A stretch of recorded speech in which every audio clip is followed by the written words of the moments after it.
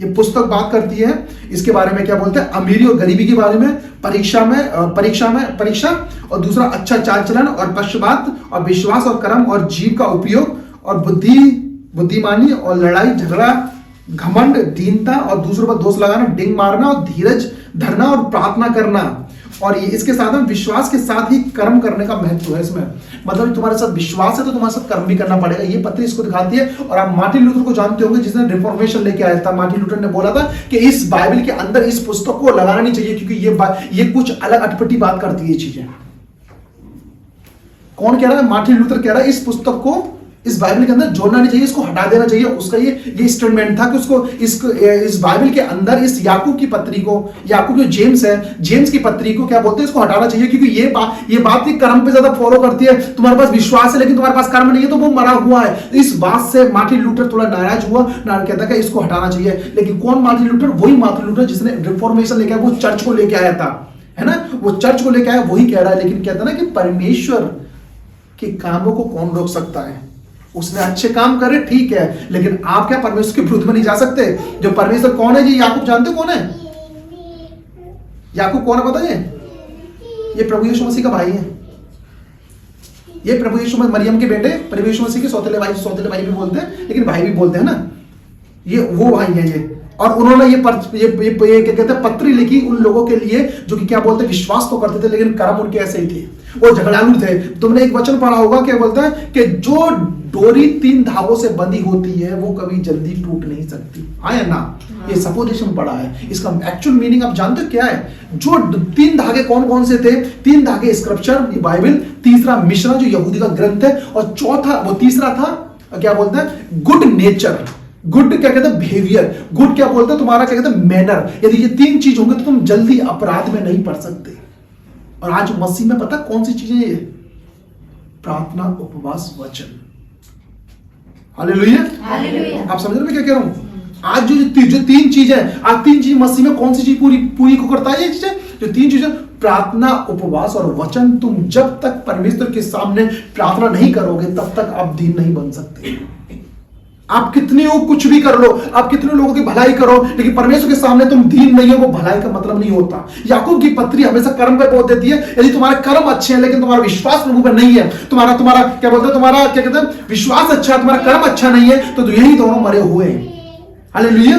तुम्हारे अंदर good manner है लेकिन उसके साथ विश्वास भी होना चाहिए। तुम्हारे अंदर झगड़ालू वाली आत्मा नहीं है लेकिन तुम्हारे पास में क्या कहते हैं, विश्वास होना चाहिए। हालेलुया।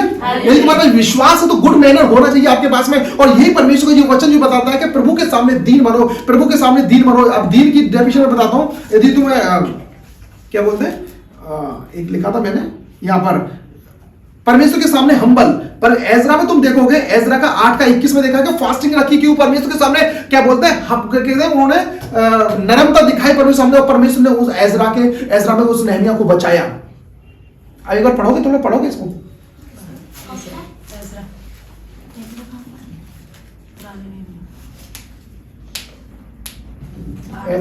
8:21 पढ़ोगे?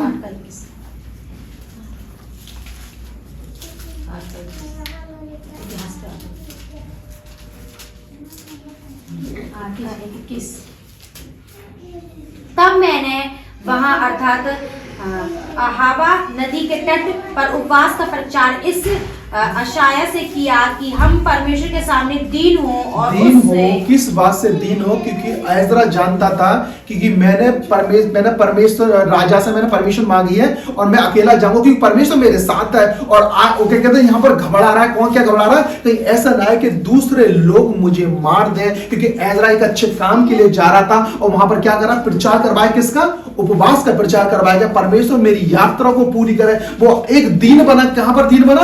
कि जहां पर जो संकट उसके पास था वो दीन बना। यदि तुम क्या कहते हैं, क्रॉनिकल्स का होता है दूसरा इतिहास 33 का 19 देखो, क्योंकि वो मन से मैं प्रार्थना करी। और प्रार्थना कौन सा प्रार्थना करी? वो दीन होकर प्रार्थना करी और उसकी प्रार्थना सुनी गई जिसने गलत काम किए थे। कहां पर? जब वो संकट में जो कोई व्यक्ति पड़ता है तो उसको क्या परमेश्वर के सामने दीन बनता है। उस संकट को परमेश्वर हमेशा छुड़ाता है। आप बिलीव करो, पूरी बाइबल बताती है कि परमेश्वर में दीन बनो, परमेश्वर में प्रार्थना करो। लोग कहते हैं कि नहीं प्रार्थना, अरे ठीक है, इतनी प्रार्थना करने की जरूरत है, अरे इतनी फास्टिंग क्या करने की जरूरत है। मैं कहता हूं कि तुम क्रिश्चियन हो तो कम से कम हफ्ते में 2 उपवास तो रखने चाहिए आपको। एटलीस्ट 2 उपवास तो रखो तुम।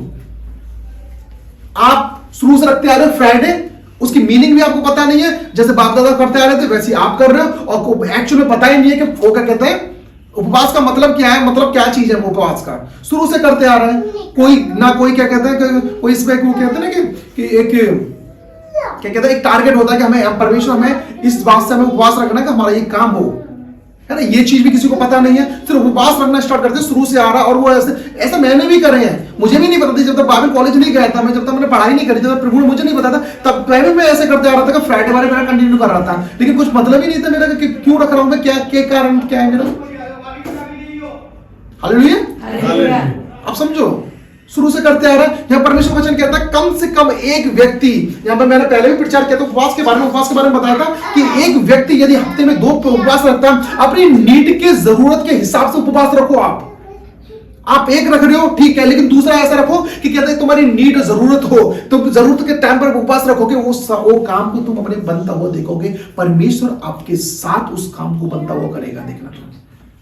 दूसरा, भजन संहिता 35 उसका 13 में दिखा है, प्रेयर और फास्टिंग के साथ हम्बल बने। वो किसके साथ में?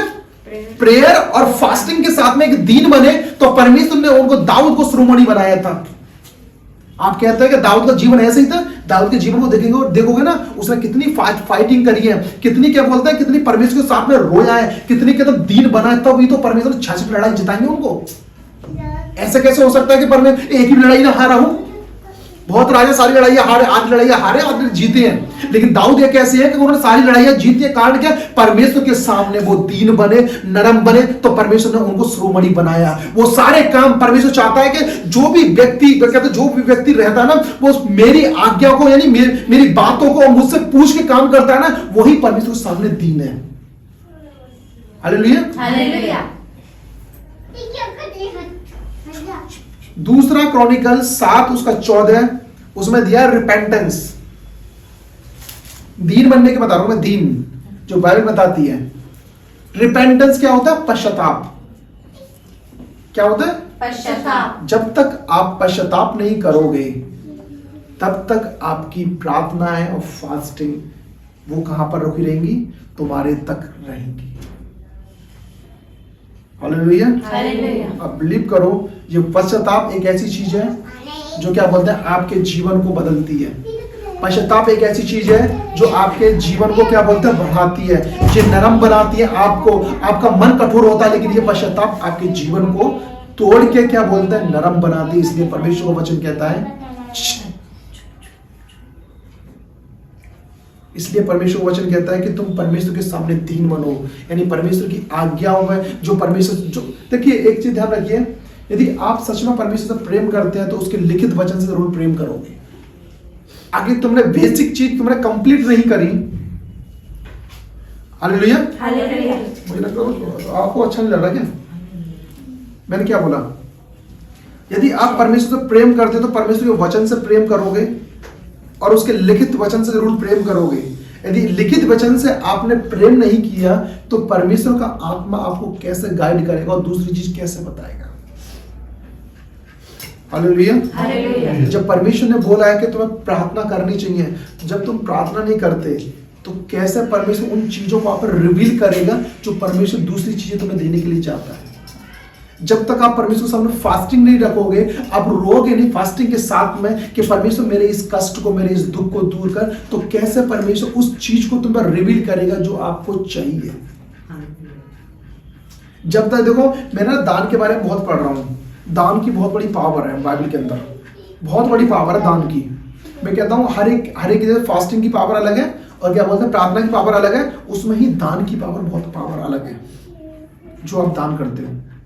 हालेलुया। मैं कहीं दान की बोलता हूँ तो लोग ना थोड़ा उदास तो नहीं होते, लेकिन वो कंफ्यूज हो जाता है कि ये दान की ज्यादा क्यों बोल रहा है। मैं इतना बोल देता हूँ, देख मेरे ट्रेजर चर्च के ट्रेजर हैं, उनके पास सारा दान जाता है, मेरे पास नहीं आता, क्योंकि मेरे पास कुछ नहीं आता। मेरे ट्रेजर पे जाता है, ट्रेजर ही करते हैं जो कुछ करते हैं। मेरे पास 1 रुपया तुम्हारा नहीं आता, बस जो ऑफरिंग दे देते हो वो आना जाना हो जाता है मेरा। वाकई बात मैं कुछ नहीं लेता, क्योंकि मेरा जो दान है वो कहता है जो चर्च का दान है वो किस में जाता है? ट्रेजर पे जाता है। तो इसलिए मेरे को कोई बोल नहीं सकता क्या कहता है कि तुम रखते हो पैसे को। हालेलुया। हालेलुया। तो मेरे को किसी कोई ऐसा है नहीं है कि मेरे को पॉइंट आउट करे कि मेरे पास कि चर्च का पैसा मैं ही ले रहा हूँ, मैं ही खा रहा हूँ। क्यों मैंने ट्रेजर बनाया? क्योंकि परमेश्वर में चाहता था कि ट्रेजर बने, क्योंकि जो जितना पैसा आता है वो हमारे ट्रेजर पे जाए। ये ट्रेजर की पोस्ट बहुत बड़ी होती है, ध्यान रखना। इसलिए परमेश्वर वचन कहता है, देखो हम अय्यूब का 7 पढ़ेंगे, आप 7 पढ़ना, जो जेम्स जो भी पढ़ा था, याकूब का, हाँ याकूब का 7, 4 का 7। हाँ 4 का पढ़ो। इसलिए परमेश्वर के अधीन हो जाओ और शैतान का सामना करो, तो वह तुम्हारे पास से भाग निकले। आमीन। आमीन। यहाँ निकलेगा, यहाँ कहता है परमेश्वर के सामने, परमेश्वर के अधीन हो जाओ। अब ये बताओ अधीन कैसे रहोगे आप? हालेलुया। अब अधीन कैसे रहोगे? शैतान की योजना क्या है? आपको बर्बाद करने की शैतान की योजना होती है। मैंने आपको बताया था कि शैतान कभी भी आपसे प्रेम नहीं करेगा। वो आपको कहता है टेढ़े हाथ से तुम्हें कुछ देगा तो सीधे हाथ से तुमसे कुछ ना कुछ ऐसी चीज ले लेगा जो तुम्हारी जिंदगी डिपेंड हो उस पर, तुम्हारी लाइफ पूरी डिपेंड हो। शैतान किसी का वो नहीं है सगा कि आप सोच रहे हो कि नहीं कि हमने क्या कहते हैं थोड़ी पाप कर ले, थोड़ा बुराई कर ले तो हम क्या बोलते हैं कि हम परमेश्वर से पा जाएंगे। शैतान तुम्हारे जीवन में घुस के आपको क्या नाश करेगा आपको खुद नहीं पता। यहाँ परमेश्वर वचन कहता है तुम परमेश्वर के अधीन हो जाओ। कैसे अधीन हो गए? तुम प्रार्थना के साथ परमेश्वर के अधीन हो जाओ, तुम फास्टिंग के साथ परमेश्वर के अधीन हो जाओ, परमेश्वर के नेचर में तुम मिल जाओ, परमेश्वर का जो मैनर है उसमें तुम मिल जाओ, परमेश्वर की जो चाल है उसमें तुम मिल जाओ, तो तुम्हारे सामने से शैतान भागेगा। यदि तुम परमेश्वर के योग परमेश्वर के साथ नहीं चलते तो वो ध्यान रखना कि शैतान आपको कहां इस्तेमाल करता है आप नहीं जानते। आपको लगता है कि शैतान छोटी चीज है, छोटी चीज नहीं है। बाइबल के अंदर, पूरी बाइबल के अंदर शैतान को बहुत बड़ा मुख्य बोला गया। उसमें परमेश्वर नीचे है। परमेश्वर सोच लो, मैंने एक वीडियो देख रहा था, उसमें देख रहा था कि शैतान को स्वर्ग से ऐसा फेंका गया था कि वो धरती से पार होकर कहां गया था? पाताल में गया था। और वो क्या कर रहा है? एक क्या कहते हैं आदमियों की रूह ले रहा है और परमेश्वर से लड़ने के लिए। तो सोचो वो अब क्या कहता है शैतान क्यों रूह ले रहा है? कि परमेश्वर के सिंहासन को पाने के लिए। अब क्या हो रहा है कि इंसान क्या कर रहा है? परमेश्वर में चल रहा है लेकिन रीति रिवाज वही कर रहा है ना। परमेश्वर चल रहा है, पूरी जिंदगी वो कर रहा है, तो उसका उद्धार कंप्लीट है नहीं है ना। पर शैतान क्या चाहता है? उनको उद्धार ना हो, क्योंकि उनकी आत्मा को खुद ले फिर परमेश्वर से उनको लड़ाए। अब ये ध्यान रखो, परमेश्वर की क्रिएशन है वो, परमेश्वर ने उसको बनाया, तो क्या परमेश्वर से वो लड़ सकता है? लेकिन फिर भी पता वो क्या कर रहा है? प्लान कर रहा है कि परमेश्वर से एंड में आके मैं लड़ूंगा। हालेलुया। हालेलुया। अब एक चीज दिखाता हूं, मैं बताता हूं मैं आपको एक इंपॉर्टेंट चीज है। प्रकाशित वाक्य आप तुम पढ़ोगे, प्रकाशित वाक्य में लिखा हुआ है कि जो तुम पे दोष लगाने वाला था, दाऊद पे दोष लगाया करता था एक व्यक्ति, कौन था? वो शैतान था। परमेश्वर सामने खड़ा होता था। अब्राहम के सामने दोष लगाया, इसलिए अब्राहम परीक्षा में पड़ा। दाऊद के सामने दोष लगाया, दाऊद को दोष लगाया, इसलिए दाऊद परीक्षा में पड़ा। और इस किसके? अय्यूब को शैतान ने दोष लगाया, अय्यूब परीक्षा में पड़ा। लेकिन आज बता रहा हूं, जब से मसीह आया हमारी जिंदगी में, उस दोष को गिरा दिया गया नीचे। अब वो पता है कितना भयंकर तरीका कोप में, आप जानते हो, अब वो वहां नहीं है जब दोष लगाता था परमेश्वर सामने। अब वो इतने क्रोध में, इतने क्रोध में आके वो इस धरती पर इंसान को बलगड़ा रहा है, आपको भी नहीं पता। छोटी सी बात आपको लगती है कि मीठी है जी, वो मीठी नहीं है, वो शैतान की ओर से आ रही है आपको बर्बाद करने के लिए। क्योंकि वो शैतान वो वहां से गिरा दिया गया, वहां से हटा दिया गया जब प्रभु यीशु मसीह दाहिनी ओर बैठे। नहीं तो शैतान वहां पर चलता फिरता रहता। प्रकाशित वाक्य में देखोगे ना, तुम पढ़ोगे तो उसमें लिखा हुआ है शैतान को गिरा दिया। जो दोष लगाने वाला था, जो भाइयों पे दोष लगाने वाला था, वो गिरा दिया गया। आज वो धरती पर है और धरती पर इतना वो कर रहा है, क्या बोलते हैं, कोल्हार मचा रहा है वो। या धरती मान लो, पाताल मान लो, लेकिन वो कि शैतान की योजना है पूरी, क्या कहते हैं, धरती पे बहुत गुस्से के साथ उमड़ रही है यहाँ पर। हालेलुया। हालेलुया। सामने दीन बनो तो वह तुम्हें श्रोमणी बनाएगा। अहाब ने बहुत पाप किए, अपने बेटों को होम बलि चढ़ाया दूसरे गॉड के लिए। आप जानते हो जो क्या कहते हैं ईश्वर थे ना, उनके लिए पता क्या करा? पिशाचों के लिए अपने बेटों की बलि दी। एंड में आके पता उसने क्या? अहाब नरम बना, दीन बना और परमेश्वर ने उसको माफ कर दिया। सुनने, परमेश्वर की पावर क्या चीज है, रिपेंटेंस क्या चीज है, प्रार्थना क्या चीज है, उपवास क्या चीज है। तुम्हारे गिरे हुए कैरेक्टर को या गिरे हुए घर को या गिरे हुए तुम्हारे क्या बोलते हैं तुम्हारी लाइफ को परमेश्वर एक झटके में खड़ा कर सकता है यदि आप परमेश्वर के सामने दीन बनते हो। तुम्हारा काम चाहे कितना भी बड़ा क्यों ना सही, परमेश्वर सामने आप दीन बनते हो, रोगे, प्रार्थना करते हो। अहाब ने क्या रोया नहीं होगा परमेश्वर सामने? क्या घुटने टेके नहीं होंगे उसने? क्यों बाइबल में लिखा हुआ कि अहाब पर परमेश्वर ने दया की और उसको क्या कहता माफ कर दिया? क्यों मन से ने परमेश्वर के दास को चीड़ दिया? और उस पर दया की परमेश्वर ने, और वो क्या होता है, अच्छी जगह चला गया। हालेलुया। हालेलुया। इसलिए परमेश्वर का वचन कहता है दाऊद हमेशा परमेश्वर के सामने दीन रहा तो वो शिरोमणि बना, और परमेश्वर ने उसको हमेशा ऊंचे पे बैठाया। हालेलुया। हालेलुया। आपको समझ आ रहा है? मैं पहले स्टार्टिंग कहा था, मैं किसी घर में गया था प्रचार करने के लिए, जाना था मुझे किसी लेडीज के घर में, मैं जाता हूँ लेकिन मैं दूसरे घर में चला गया था। मैंने उनसे बोला कि आप एक दिन बनाओ, क्योंकि आपके घर में प्रार्थना नहीं होती, क्योंकि आप नहीं जानते कि आपके आसपास में कौन सी स्पिरिटें घूम रही हैं, आप नहीं जानते आपके बच्चों पर कौन सी स्पिरिटें घूम रही हैं, वो आपको कब कब्जे में करती हैं आप नहीं जानते, लेकिन परमेश्वर उन चीजों से आपको जिताएगा जब आप परमेश्वर में दीन बनोगे। हालेलुया। मैंने बोला कि अपने पास्टर को बुलाओ और प्रार्थना कराओ। मैं ज्यादातर मैं यही बोलता हूँ कि अपने पास्टर को बुलाओ, जहाँ चर्च जा रहे हो तो अपने पास्टर को बुलाओ, क्योंकि मुझे बुलाते हैं कि मैं दूसरा पास्टर बुलाऊंगा ना मैं, लेकिन लोग बुलाते हैं फिर मैं जाना पड़ता है, क्योंकि परमेश्वर का काम है, उसे छोड़ नहीं सकता ना मैं, क्योंकि जब प्रार्थना है वहाँ जाना पड़ेगा। वहाँ हमारी बुद्धि, समझ, ज्ञान, हमारा नेचर कुछ नहीं चल सकता है, परमेश्वर का है, वो परमेश्वर को जाना ही पड़ेगा। तो परमेश्वर का धन्यवाद करो इस चीज के लिए, परमेश्वर की भलाई, परमेश्वर की महिमा करो इस चीज के लिए। परमेश्वर ने बोला है कि तुम दीन बनोगे तो मैं तुम्हें सबसे ऊंचे पे बैठा रहूंगा। हालेलुया। परमेश्वर सामने तुम फास्टिंग रखोगे, तुम क्या कहते हैं उपवास रखोगे, तुम क्या कहते हैं प्रार्थना करोगे, और तुम क्या कहते हैं परमेश्वर में संगति रखोगे, तो परमेश्वर ने खुद ही बोला है मैं तुम्हें शिरोमणि बनाऊंगा। एक समय आता है कि तुम कष्ट में हो, लेकिन एक समय आएगा कि तुम उस चीज से छुटकारा पा जाओगे। दीन बनने का टॉपिक क्या था परमेश्वर सामने? एक हम्बल बनने का टॉपिक क्या था कि परमेश्वर के सामने आपको क्या कहता है, आपकी समझ बुद्धि कुछ नहीं चल पाएगी, चालाकी कुछ नहीं चल पाएगी। आपको परमेश्वर के सामने दीन कैसे? आपको प्रार्थना करनी ही पड़ेगी घुटनों पे आके, आपको उपवास करने ही पड़ेंगे, आपको परमेश्वर के सामने खोलना ही पड़ेगा अपने आप को। ये दीनता है परमेश्वर के आगे। हालेलुया। हालेलुया। ये तो मैंने 4 ही बोले थे, लेकिन बहुत सारे बाइबल के अंदर बहुत सारी चीजें हैं, क्योंकि बिगर प्रार्थना के कोई भी बाइबल के अंदर जीता नहीं है।